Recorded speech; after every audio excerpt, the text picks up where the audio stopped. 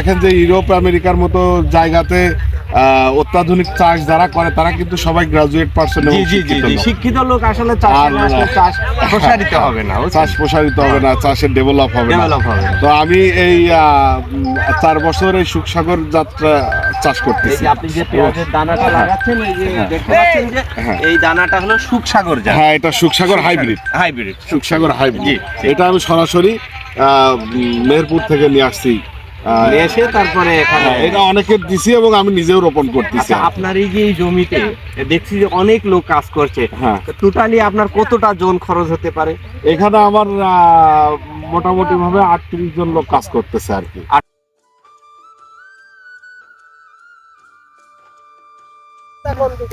এই যে আপনারা দেখতে পাচ্ছেন যে পেঁয়াজের জমিতে যারা শ্রমিক তারা তাদের হাত দিয়ে এই যে এইভাবেই কিন্তু পেঁয়াজের জমিতে পেঁয়াজ লাগানো হয়, এবং তারা এই যে টেঙি দিয়ে ফাঁকে ফাঁকে যে জায়গাটা রয়েছে সেই জায়গার পাশেই কিন্তু এই যে আপনারা দেখতে পাচ্ছেন যে পেঁয়াজ রোপণ করে যাচ্ছেন।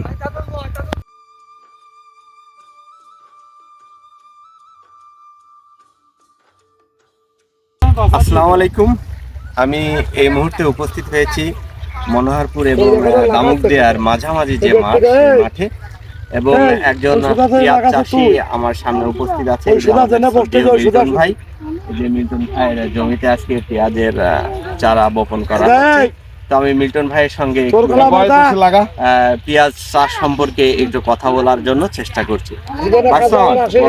কেমন আছেন ভাই? আছি আলহামদুলিল্লাহ, আপনি ভালো আছেন? জি আলহামদুলিল্লাহ, আমি ভালো আছি।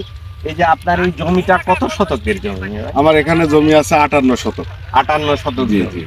তো আপনি এই 58 শতক জমি লাগানোর জন্য কয়টা চাষ দিয়েছেন?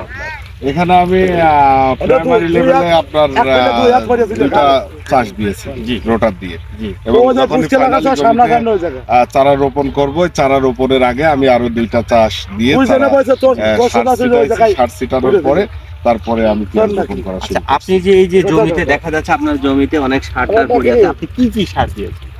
এখানে আমি প্রথম প্রয়োগ করেছি জৈব সার প্রয়োগ করার পরে এখানে দিয়েছি টিএসপি দিয়েছি আমি আপনার বিঘা প্রতি 1 বস্তা করে 50 কেজি। এটার সাথে আমি দিয়েছি 20 কেজি করে ইউরিয়া। তারপরে দিয়েছি এমওপি, যেটাকে বলা হচ্ছে পটাশ। হ্যাঁ, তারপরে 2 কেজি বিঘা বইতে 2 কেজি পর্যায়ে দিয়েছি রোটন, 2 কেজি দিয়েছি বোরন, তারপরে 2 কেজি দানা বীজ দিয়েছি। মানে আমি টোটালি 8 বিঘা ভুঁই পেঁয়াজের চাষ করব। এখানে আমি এবার সম্পূর্ণ মেহেরপুর থেকে পেঁয়াজের যে বীজ, এগুলো আমি বিভিন্ন জায়গায় দিয়েছি। এই বীজগুলাতে আমি আমার নিজেরই জন্মানো বীজ, এই বীজ থেকে আমি মূলত আপনার কোম্পানির নামটা বলতে পারেন? আমার কোম্পানির নাম বলতে কি, আমি অরিজিনালি ঢাকাতে বিজনেস করি, ব্যবসা করি। আর ওই নিজের জমি যতটুকু আছে, দেখা যাচ্ছে যে শীত মৌসুমে আসলে এলাকার সবার সাথে একত্রতা প্রকাশ হয়। হ্যাঁ, ভালো লাগে। এবং আপনি দেখেন যে ইউরোপ আমেরিকার মতো জায়গাতে অত্যাধুনিক চাষ যারা করে তারা কিন্তু সবাই গ্রাজুয়েট পার্সন এবং শিক্ষিত লোক আসলে চাষ প্রসারিত হবে না, চাষ প্রসারিত হবে না, চাষের ডেভেলপ হবে না।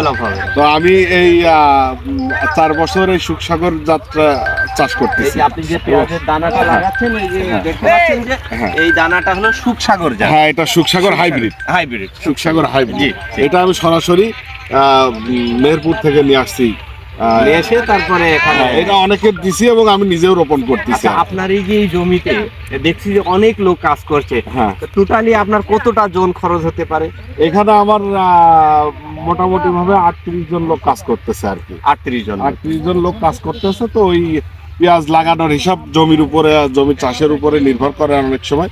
তো চিন্তা করতেছি যে 38 জন লোক প্রতি মানে মাথা পিছু 1 কাঠা করে লাগায় আর কি। সেই হিসাব করে ক্যালকুলেশন করে 2 বিঘা হবে, 2 বিঘা মতো। ধন্যবাদ আমাদের যে মিল্টন ভাইকে। উনি কিন্তু একজন বিজনেসম্যান, কিন্তু এই এলাকার প্রতি মানুষের ভালোবাসার টানেই কিন্তু উনি চলে আসে, এবং ওনার মেসেজটা হলো যে যারা শিক্ষিত মানুষ তারা যদি এই চাষাবাদে আসে তাহলে চাষটা আরো বেশি ডেভেলপ হবে। তো মিল্টন ভাইকে অসংখ্য ধন্যবাদ। এই যে আপনারা দেখতে পাচ্ছেন যে পেঁয়াজের জমিতে পেঁয়াজ লাগানোর পূর্বেই কিন্তু এভাবেই কিন্তু টাঙি দিয়ে আপনার জমিটা টানা হয়, এবং এই টাঙানোর ফাঁকে ফাঁকে যে গভীরতা আছে সেই গভীরে কিন্তু আপনার পেঁয়াজ বপন করা হয়।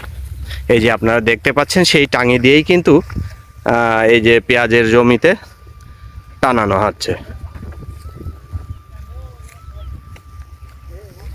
চিরকুপা কিন্তু পেঁয়াজ চাষের জন্য উর্বর ভূমি বলা হয়, কারণ এই সময়টায় আসলে অনেক ছাত্রছাত্রীদেরই স্কুল কলেজ বন্ধ থাকে, এবং এই বন্ধের পাশাপাশি কিন্তু তারা বিভিন্ন ক্ষেতে কাজ করে থাকেন। এই যে আমরা সেরকমই একজন পেঁয়াজের ভুঁইতে কাজ করা একজন ছাত্রকে আমরা দেখতে পাচ্ছি, তার সঙ্গে একটু কথা বলে জানার চেষ্টা করছি। ভাই আসসালামু আলাইকুম। ওয়ালাইকুম আসসালাম।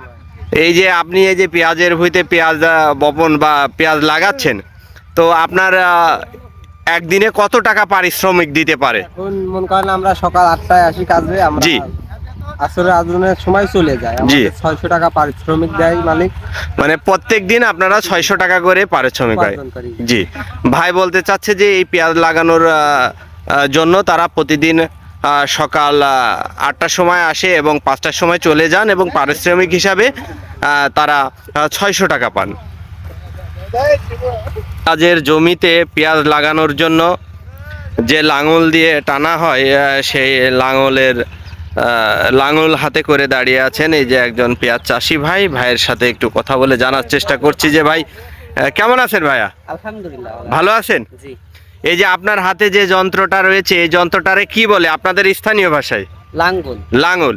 আচ্ছা, এই যে লাঙল, এই লাঙলের এই যে এখানে যে মাটিতে ফাঁক, এখানে আর ওখানে, এর দূরত্বটা কতটুকু? 6 ইঞ্চি। 6 ইঞ্চি। তার মানে আপনারা পেঁয়াজ 6 ইঞ্চি পর পর লাগাচ্ছেন?